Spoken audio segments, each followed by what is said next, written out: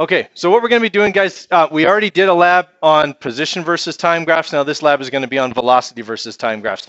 Now, we can't actually do a procedure to gather velocity data because that would involve like having a Doppler gun and all that kind of stuff, and it's really difficult to get to gather velocity data. So what I did is I just went into like Motor Trend and Car and Driver and got acceleration data for various cars. Okay, what you guys are going to be doing is building velocity versus time graphs for 5 of the cars in that chart. Okay, so you pick 5 cars in there and you're going to build a velocity versus time graph for each one.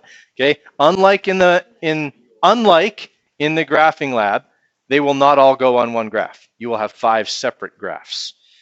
Okay, so you'll have to open up a Google Sheet and make a graph and then open up, like, make another sheet in there. So if you're setting this up, okay, in the Need for Speed lab here, all that's there is the Google Doc. Okay, you're going to want to create a Google Sheet. Okay, so you click, if you're just watching me up here, guys, you click on the Create button. Okay, and you click Sheets, and it'll make a Google Sheet with exactly the same name as the Google Doc, right there. Okay, and then when you open that, you can put in your data for, let's say, car one, for let's say the Ferrari on this sheet, and then make another sheet. Okay. Okay, make the next car on that sheet. Just keep hitting the plus button until you've got 5 sheets. Make 1 sheet for each car. Make the graphs, paste them over into your lab report. So you want 1 sheet per car, you don't want them all on? Well, no, you won't be able to put them all in 1 sheet because Google Sheets will get confused. Okay, remember, we want time to be the x-axis, but the times are different for every car, right? So we can't put them all on the same graph because it's not like every car is timed every 5 seconds. We're timing them to a certain velocity. So in that way, we have to make separate graphs for each one. Okay, does everybody follow me there? All right, so you're going to make separate graphs. You're going to have 5 graphs, velocity versus time graphs for the 5 cars that you choose. Okay, so the problem that we're investigating, okay, is the change in velocity of a vehicle measured over time tells us acceleration. That's what we talked about yesterday, VF minus VI over T. Okay, how can graphing help us to calculate acceleration? Well, we talked about how you get acceleration from a velocity versus time graph. Okay, now that's also in your notes on lesson 8. So we need to identify our variables and explain. Well, since we're not actually running this experiment, okay, I'm going to give you a couple of little tips here. Okay, we're looking at velocity and time as the 2 measured values in this experiment. Which one is the manipulated variable?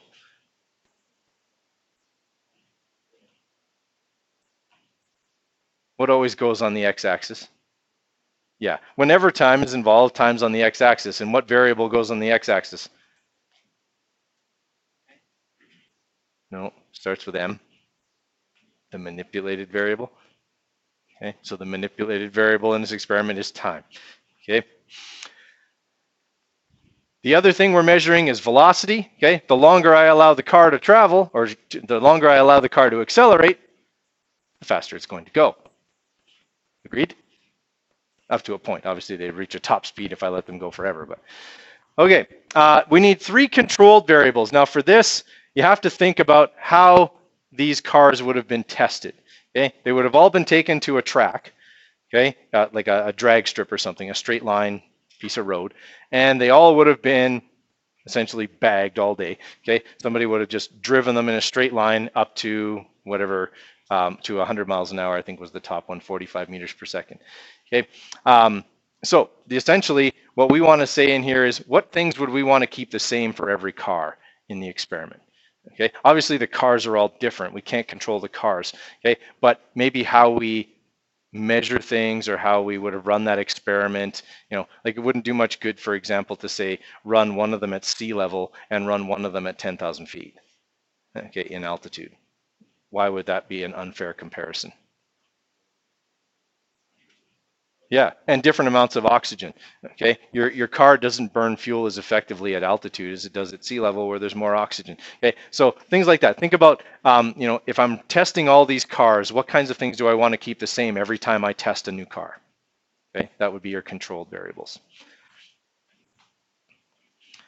All right.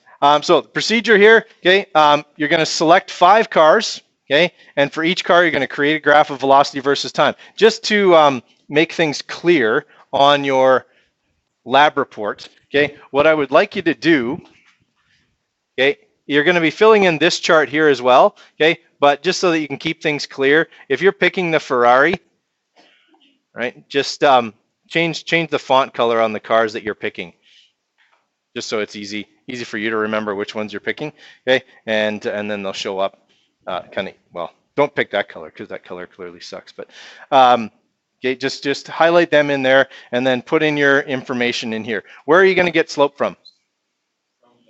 From the graph. Google Sheets will spit it out for you. Okay, will Google Sheets spit this number out as well? Yes, it will. Okay, now for this one here, we're ranking them based on their accelerations, not their top speeds. Okay, the rank from fastest to slowest would be your fastest acceleration. Okay, so whatever your fastest accelerator is, it gets a 1. Whatever your slowest accelerator is, gets a 5. Okay, and then here, displacement while reaching 45 meters per second with units, okay, because that's one of the analysis questions here, which we'll talk about in a minute. Basically, all that stuff, I just want to have it in the graph. Down here is where you're going to show me your work. Okay, okay, for our hypothesis, okay, the if part of our hypothesis, and I would, you know what, I meant to change that and I didn't. Okay, the if part of your hypothesis should tell me what acceleration is. Okay.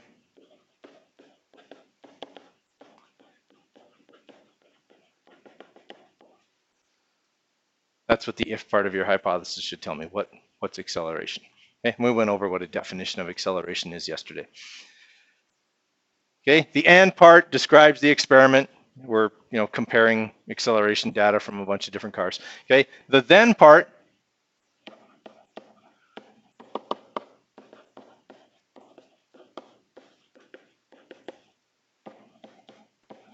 will be how will you calculate acceleration using your graph. Okay, and I would add in there that it's going to have something to do with this. Okay, how are you going to get your acceleration from your velocity versus time graphs? It's going to have something to do with that equation. Okay.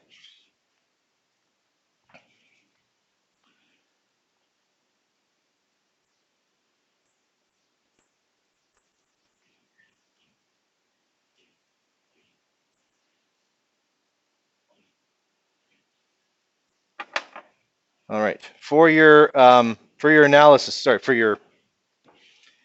so your graphs are going to go right here, right above this chart. Okay, so your 5 graphs are going to go right in this kind of space here where it says insert graphs below. Then from your graphs, you'll fill in this chart. Okay, and then for question number 2, from your data, the slopes, which of the cars you chose accelerated the fastest? Okay, and then using your best fit line, so using the graph and the equation thereof. Okay, calculate the displacement of each car in reaching 45 meters per second. Okay, we talked about how you calculate displacement using a velocity versus time graph. Okay, we've done a whole bunch of those. We had a question on the quiz yesterday, okay, where we calculated displacement on a velocity versus time graph. Now, my caution to you is this: have a really close look at what your graph looks like. Okay, most of these graphs, the points are going to kind of go like this. We talked about that yesterday, how the acceleration is not really uniform. We're going to pretend it is, and you're going to put a best fit line on there. Okay, so Google Sheets will draw your best fit line for you. Okay, something like that. How many shapes are there here? 2. Okay, there are 2 shapes here.